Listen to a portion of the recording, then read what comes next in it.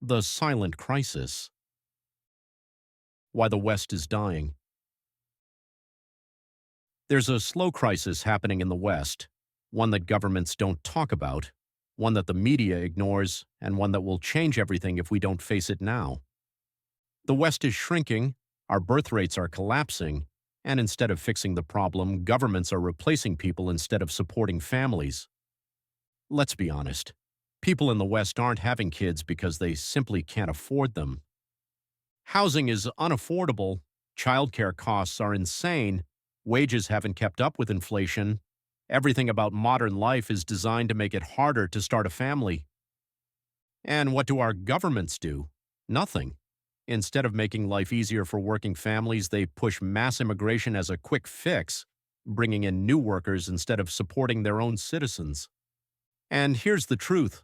Immigrants from poorer countries often have more children because they're used to lower living standards. To them, Western poverty is still better than what they left behind. Meanwhile, Western families are told to wait, work harder, save more, get a career first, and by the time they feel ready, it's too late. So what happens if we don't fix this? Simple. The West dies. A country needs children to survive. Without them, you end up with a collapsing economy, an aging population, and a weak future workforce. We're already seeing this happen. Countries like Japan, Germany, and Italy are desperate for workers because they didn't support families when it mattered. And here's the worst part. Governments know this, but they don't care. They think mass immigration will solve the problem, but it doesn't. It just shifts the crisis to the next generation. If we want to survive, we need real change. Affordable housing, better childcare, lower taxes for working families, more support for parents, a shift in culture that values family again. But let's be real. Our leaders won't do this unless we force them to. Right now, they serve big corporations and global interests, not their own people. They'd rather bring in cheap labor than make life better for their citizens. They'd rather ignore the crisis than actually fix it. So the question is, are we going to let them, or are we going to demand better? Why is free speech under attack? If the truth is so obvious, why can't we talk about it? Why do governments and big tech shut down conversations about immigration, birth rates, and national identity? Because they're afraid. They know people are waking up, and they know they're losing control. So instead of fixing the problems, they try to silence anyone who speaks up. Governments have learned a trick. If they can't win the argument, they just stop the argument from happening. They do it in 5 ways, labeling dissent as hate speech. If you talk about birth rates, immigration, or culture, you're called a racist or extremist. Censorship through big tech. If your views don't align with the narrative, social media buries your content or bans you.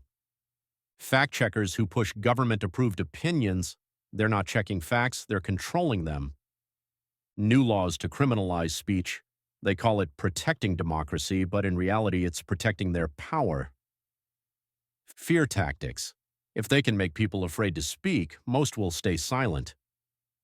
Here's what they didn't expect.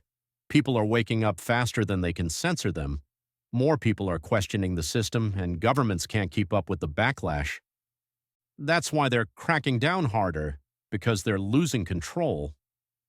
And it's not just about birth rates and immigration, it's everything. Why is talking about traditional values controversial now? Why do they promote weakness instead of strength? Why are parents losing their rights over their children's education? Why are hardworking people taxed to death while corporations get richer? Why do they act like we don't notice? They think we're stupid. They think we'll just sit back and let it happen. But here's what they don't realize. Censorship doesn't stop the truth. It only makes people fight harder to spread it. The only way forward is to speak louder, keep talking, keep questioning, keep exposing, support free speech platforms, push back against laws designed to silence you, protect the next generation's right to speak freely. Because once free speech is gone, everything else falls apart.